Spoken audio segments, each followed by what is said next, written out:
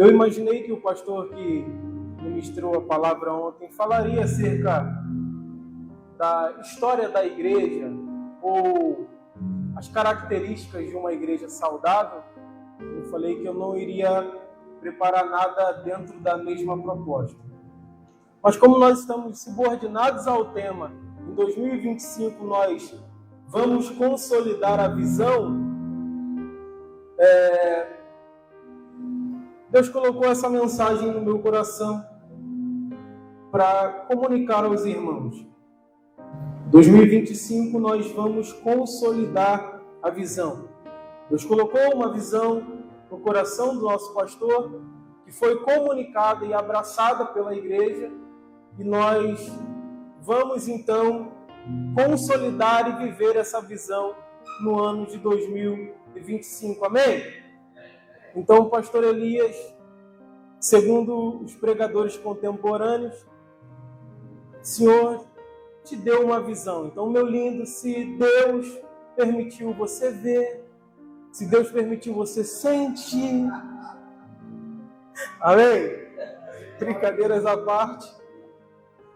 Gênesis capítulo 18, versículo 10. Quantos acharam? Digam amém.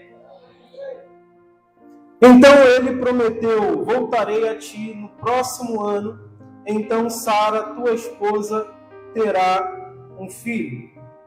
Sara escutava a conversa na entrada da tenda que estava atrás deles. Ora, Abraão e Sara já eram idosos, com idade muito avançada, e em Sara o ciclo mensal das mulheres já havia cessado. Riu-se, portanto, Sara em seu íntimo, considerando agora que estou velha, e velho também está o meu Senhor, como ainda teremos prazer?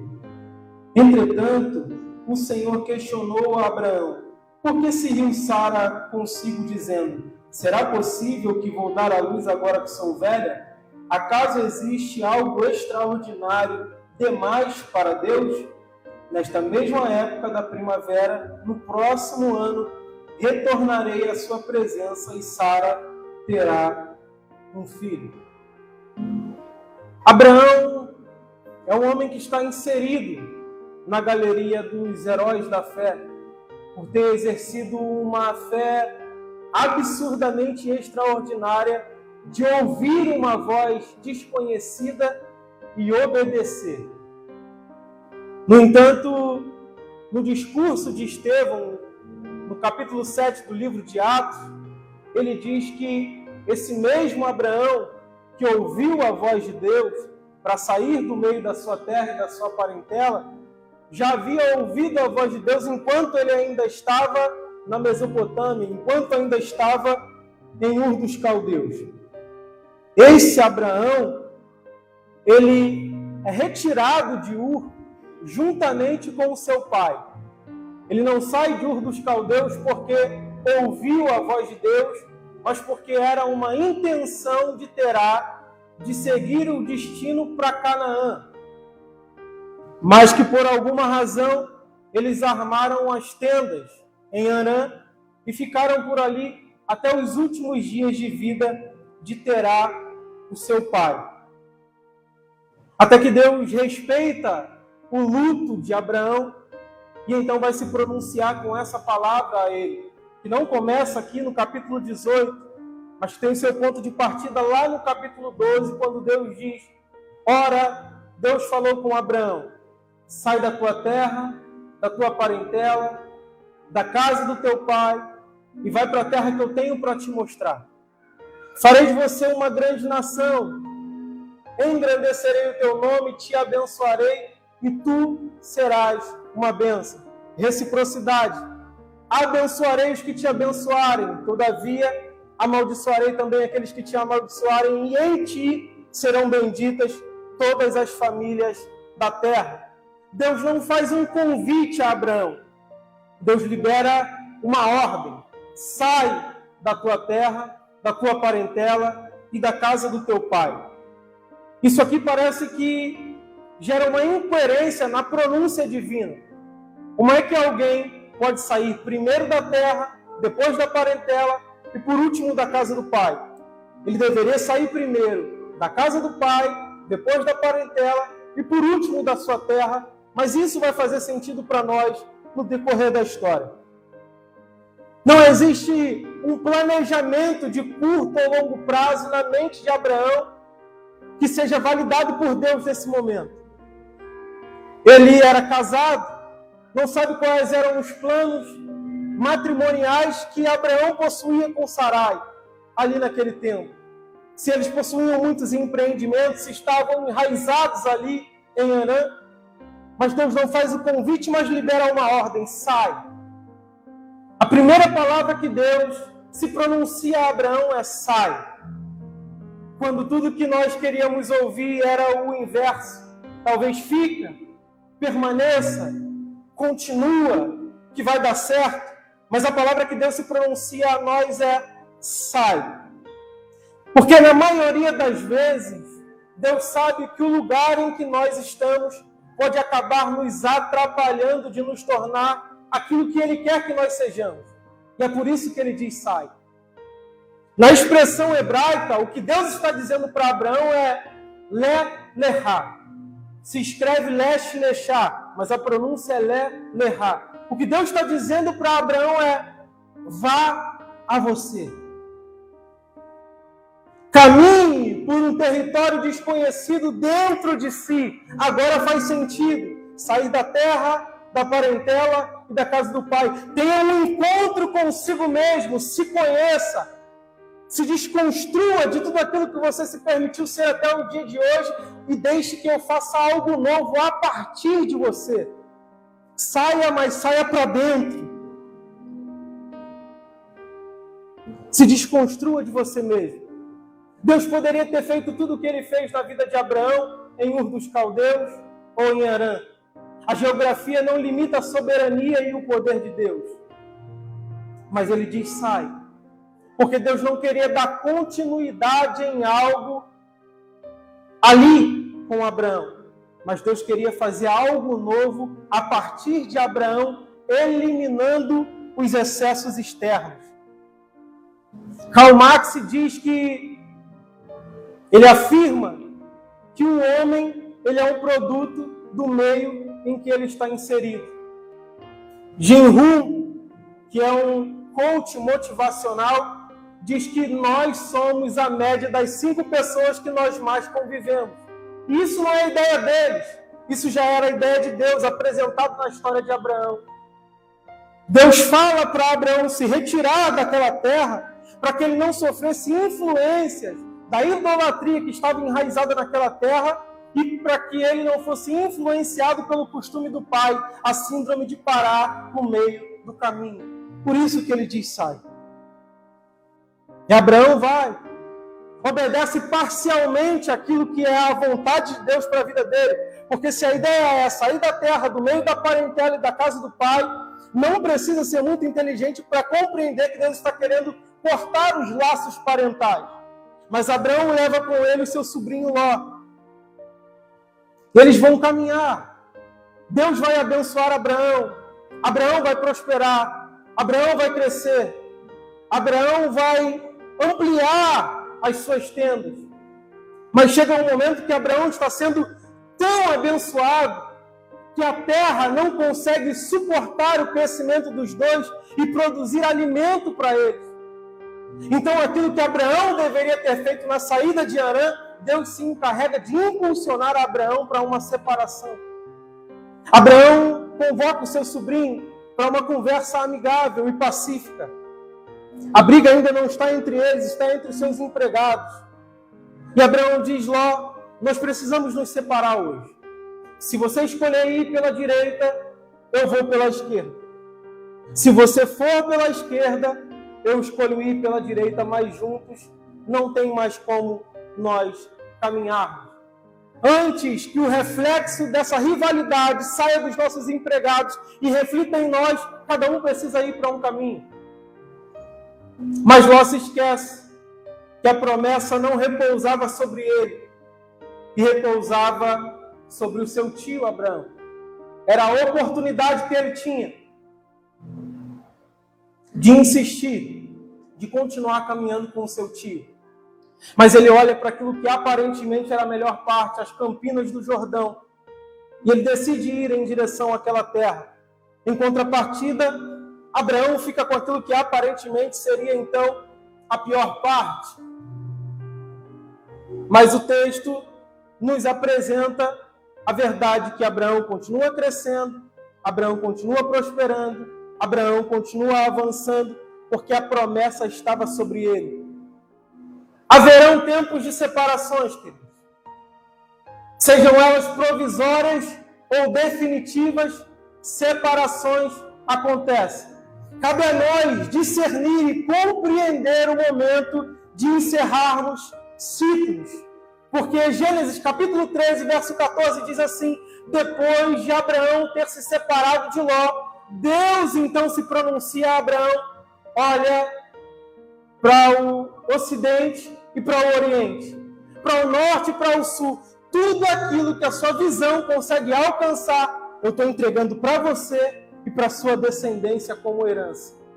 Existem alguns pronunciamentos que Deus só fará a nós quando nós nos separarmos de pessoas que não estão engajadas no propósito que Ele estabeleceu para a minha e para a sua vida. Esse é o preço de carregar a visão. Nós estamos no meio de tudo isso, submetidos ao fator tempo, e o tempo é o inimigo da fé. Porque Deus, Ele se move no Kairos e nós nos movemos no Cronos. Nós estamos observando constantemente os dias, os meses, os anos. Estamos observando os tempos e as estações. Nós somos movidos por isso. Quando nós recebemos uma palavra de Deus, automaticamente nós esperamos ansiosamente para o cumprimento dessa palavra a nosso respeito, enquanto a Bíblia diz que para Deus um dia é como se fosse 1000 anos, e 1000 anos é como se fosse um dia. Então o tempo não submete Deus a absolutamente nada. Ele faz quando Ele quer, da maneira que Ele quer e do jeito que Ele acha melhor ser executado. E nós ficamos desesperados para o cumprimento daquilo que Deus falou a nosso respeito, enquanto Ele está dizendo para nós: eu sou o Alfa, eu sou o Ômega, eu sou o princípio e o fim. Esse mesmo Deus que está presente aqui nessa noite, nos 35 anos dessa igreja, estava presente também no primeiro ano dessa igreja, quando a maioria de nós não estávamos presentes nesse ambiente, não era nesse ambiente. Esse mesmo Deus já está presente nos próximos anos, que Ele vai permitir que essa igreja complete para a honra e glória do seu nome. O tempo não limita a Deus em absolutamente nada. Mesmo Deus sempre reafirmando a promessa a Abraão, ele tinha um medo de não possuir o crescimento proposto por Deus. Então Deus aparece para Abraão numa visão e diz: não temas, eu sou contigo, eu sou o teu escudo. Abraão já está num nível de intimidade tão grande com Deus, pastor Cláudio, que ele se sente no direito de colocar Deus contra a parede para questionar acerca de um crescimento que ainda não havia acontecido. E aí ele diz: Senhor, mas que crescimento é esse? Que semente é essa? Se eu já sou um homem avançado em idade e o filho do escravo mais velho que está lá na minha casa que vai herdar tudo aquilo que eu tenho construído até aqui. Deus fala para Abraão: não será assim. Vai ser gerado um a partir de você, que vai dar sequência a todo o propósito e a visão que eu estou estabelecendo em você. Enquanto Abraão questiona, Deus pede. Eu gosto dessas ironias que Deus utiliza para trabalhar. Abraão está questionando acerca de um crescimento que ainda não aconteceu. E Deus vai pedir algo para ele em troca. Traga para mim um cordeiro, um carneiro e uma cabra. Todos três com 3 anos de idade. Traga para mim também uma rolinha e uma pomba. E me ofereça em sacrifício. Todas as vezes que nós queremos acumular algo, crescer, acrescentar na nossa vida, tudo que nós não queremos ouvir é alguém nos pedindo algo. Dá a sensação de perda, de subtração. Mas Deus pede algo a Abraão ali. E o mais interessante de tudo, convoca Abraão para sair da tenda, olhar para o céu e contar as estrelas, porque assim será a sua descendência. É profundamente estimulante ler esse versículo, porque a gente já conhece o final da história. Mas para Abraão, é completamente incoerente ouvir de Deus: sai da tenda, olha para o céu e conta as estrelas se está de dia. Abraão sai da tenda, olha para o céu e não vê absolutamente nada. Então o que Deus está pronunciando para ele é que não irá fazer nada. Mas hoje, com o conhecimento da ciência, nós já sabemos que o corpo celestial, ele está no firmamento dos céus. Durante o dia nós olhamos para lá e não vemos estrela, mas elas estão lá. Por mais que o posicionamento em que você está não te dá uma visão panorâmica que contemple aquilo que Deus está anunciando a você, não significa que Ele já não esteja fazendo e movendo algo dentro da sua fidelidade, do seu poder e da sua soberania em nós. Ele já está fazendo. Abraão oferece o sacrifício e ele fica ali observando o que Deus está querendo falar com ele. Até que ele está sendo tomado por um sono profundo. O texto diz que o sol já está se pondo, agora está anoitecendo. E Abraão está sendo tomado por um pavor, e Deus reafirma que engrandeceria e faria dele uma numerosa nação. Só que mesmo ali, conflitado com acerca da promessa, Abraão entrega aquilo que Deus estava pedindo. Deus só fez tudo o que fez na vida de Abraão porque Abraão nunca teve receio de entregar tudo aquilo que ele possuía nas mãos de Deus. Nós não podemos mais ser uma oferta de parcialidade. Quem compreende a visão se entrega por inteiro. Chega a ser ritualístico. Todo final de ano, a gente senta na mesa de casa, abre a agenda e escreve aquilo que nós precisamos melhorar no ano seguinte. Escrevemos um monte de projetos, de metas, de objetivos. Já estamos em março. E a maioria, de repente, já abandonou os projetos que escreveram para 2025. Esperando o final de 2025 com uma nova proposta para 2026. Chega de sermos uma oferta de parcialidade. Ou nós nos entregamos por inteiro, ou nós não entregamos absolutamente nada diante de Deus.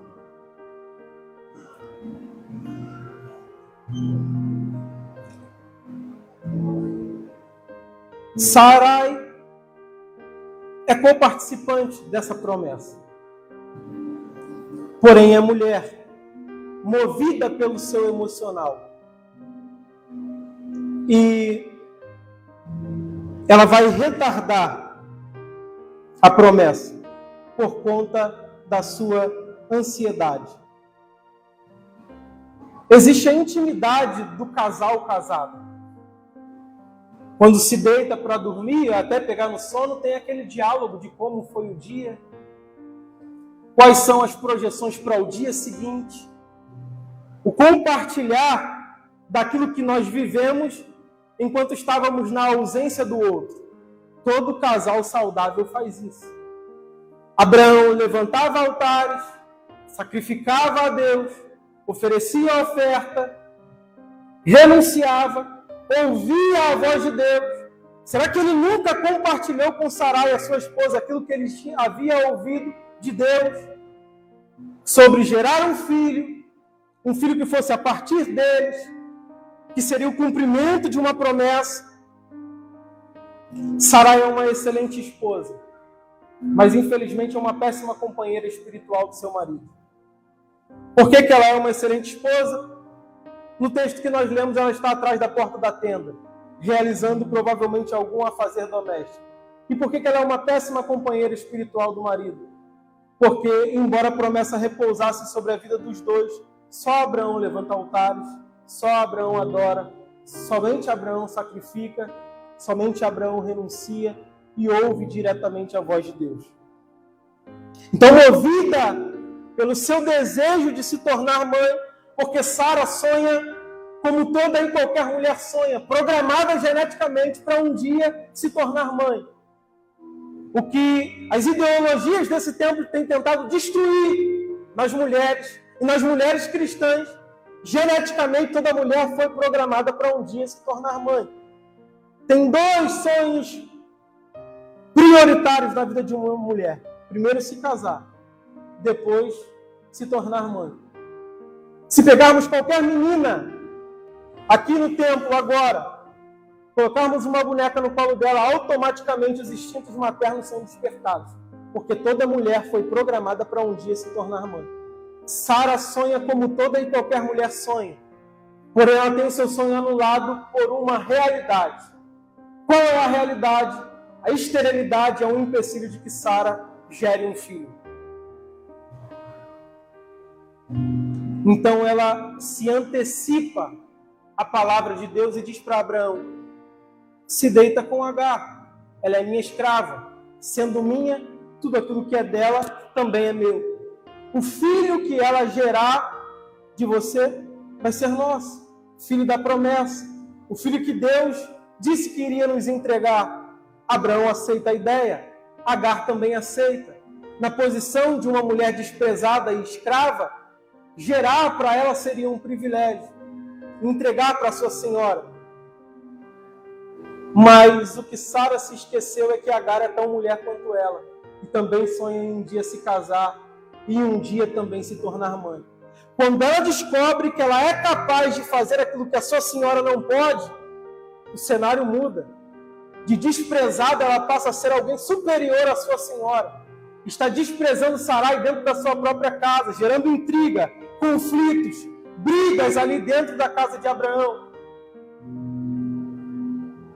Mas Deus não retira Ismael lá de dentro. Pelo contrário, por conta da briga, Agar decide fugir. Deus encontra ela no meio do caminho e fala: volta para a casa de Abraão. Fique lá. Sabe por quê? Todas as vezes que Sarai olhasse para Ismael, ela precisaria se lembrar. A ansiedade vai tomar conta? Olhe para Ismael. Vai tentar ludibriar a promessa de Deus? Olhe para Ismael. Vai tentar auxiliar a Deus naquilo que ele disse que iria fazer, acreditando que os seus planos podem superar os planos de Deus e que você pode ter uma ideia melhor do que a dele. Olhe para Ismael. Porque as nossas atitudes ansiosas vão gerar consequências desagradáveis que nós vamos precisar carregar por toda a vida. Para entendermos que nós não precisamos ajudar a Deus em absolutamente nada. Deus aparece outra vez reafirmando a promessa para Abraão. Deus faz uma aliança com ele e muda o seu nome. Ele diz: eu vou te engrandecer. Vou fazer numerosa toda a sua descendência. Para isso você não se chamará mais Abrão. Vai deixar de ser um pai alto e vai se chamar Abraão, pai de multidões. Porque eu vou fazer de ti uma numerosa descendência. Anda na minha presença em ser perfeito. Deus muda o nome e dá uma direção. Porque todas as pessoas que se encontram com Deus saem desse encontro marcado de alguma forma. Lembra de Jacó? Fugindo do irmão. Fugindo da casa do pai. Sempre correndo, desesperado, ludibriando tudo e todos. Acreditando que o que ele estava vivendo era fruto dos seus esforços. Mas a promessa já estava sobre ele. Porque antes do nascimento, Deus já havia pronunciado para Rebeca e Isaac que o maior serviria ao menor. Quando ele se encontra com Deus, retornando para a sua terra, na intenção de encontrar com seu irmão Esaú para pedir perdão, ele não sabia que no meio do caminho Deus já havia marcado um encontro com ele. E nesse encontro eles vivem um confronto durante a madrugada inteira. E o anjo do Senhor pede para que ele seja liberado, e ele fala: não, eu não te largo enquanto você não me abençoar. O anjo fala: eu te abençoo, mas qual é o teu nome? Meu nome é Jacó. Mas um Jacó que viveu a vida de Esaú todo esse tempo. A partir de hoje, não se chamarás mais Jacó, mas sim Israel, o príncipe de Deus. Eu vou deixar uma marca aqui na tua perna, todas as vezes para você lembrar que quem repousa sobre a minha promessa não precisa ficar correndo. Dá para ir andando e mesmo assim chegar aonde Deus estabeleceu que você vai chegar. Deus muda o nome de Abraão. E Deus aparece reafirmando a promessa constantemente. Do capítulo 12 até o 18, sendo que Deus é um ser imutável, inalterável, mas isso não está ligado diretamente a Deus, mas a nós, que somos seres oscilantes, emocionais, temporais, preocupados com aquilo que Deus pronuncia ao nosso respeito. Deus aparece reafirmando a promessa para Abraão, porque embora nós saibamos da existência de uma promessa, se nós não vermos os sinais muitos do cumprimento dessa promessa surgindo na nossa vida, isso tem o poder de nos deixar desestabilizados durante o trajeto.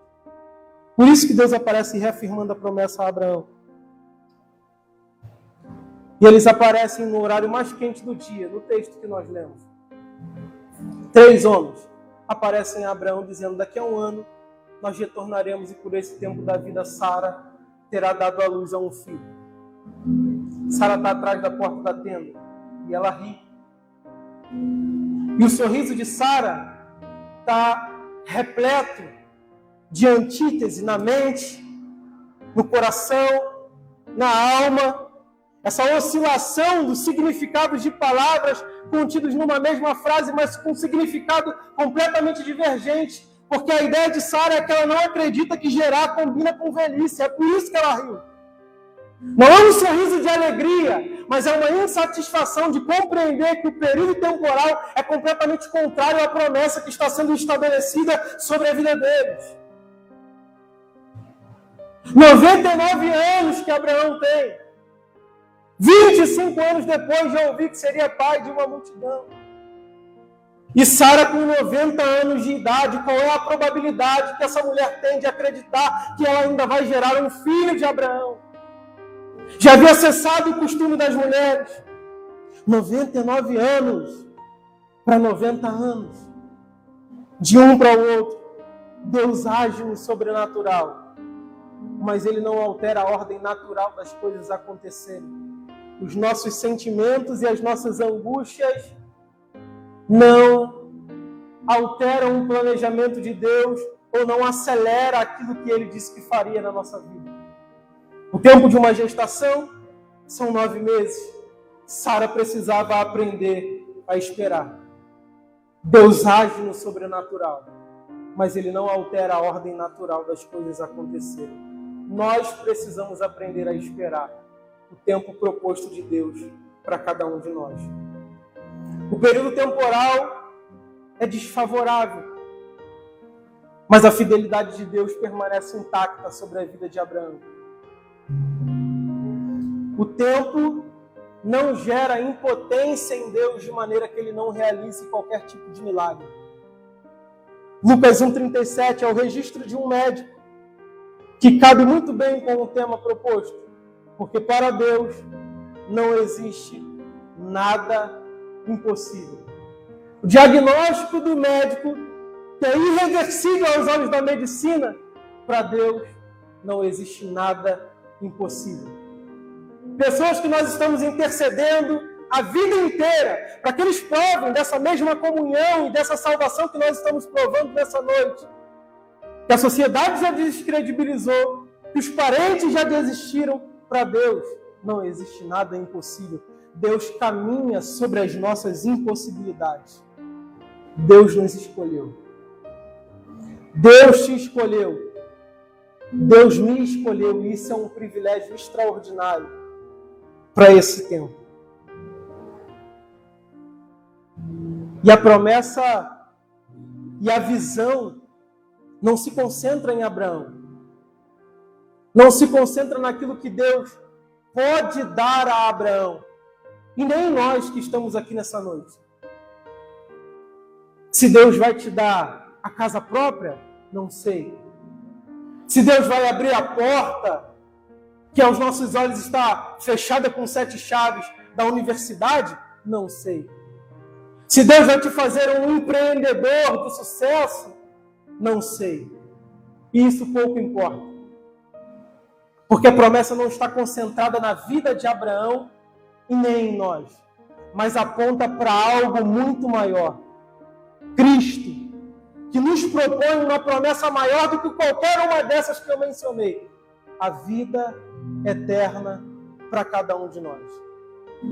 Esse é o apontamento da visão de Abraão, que é o desejo de Deus que por conta do pecado original separou o homem de Deus.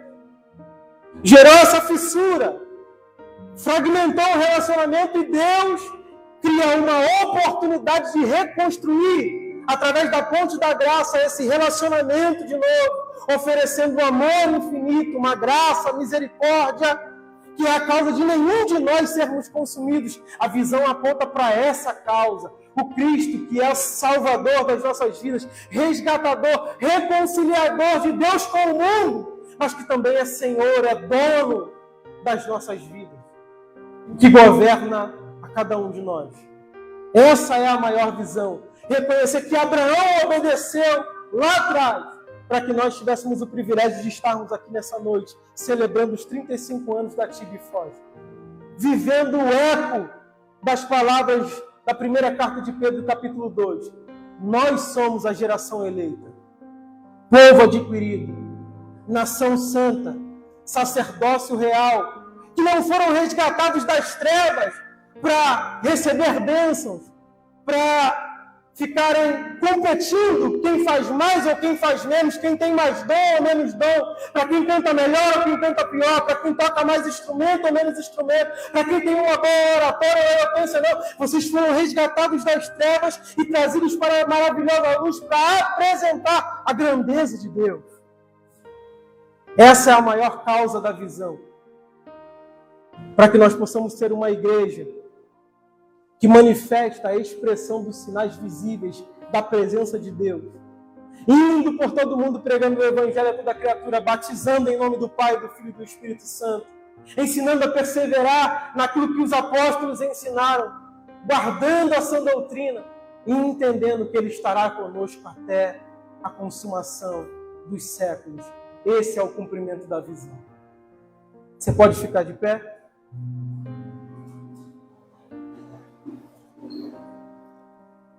Deus nos escolheu. Abraão ouviu, sai, e foi. Talvez você se questione nessa noite, eu vou, mas eu vou com o quê? Vou para onde? Como? Não sei. Saia com o que você tem. Mesmo que não tenha absolutamente nada. O que Deus tem para fazer no meio do caminho, a proporção do que Ele tem para fazer é muito maior e muito melhor do que o que nós temos condições de conquistar sozinho, permanecendo num lugar que Ele não nos autorizou permanecer. Então vai. Se nós não temos os recursos que nós precisamos, nós vamos prosseguir com os recursos que nós temos. Mas nós vamos obedecer à visão. Porque em 2025, nós vamos consolidar e viver tudo aquilo que Deus já estabeleceu para essa igreja e para esse tempo. Fecha os teus olhos.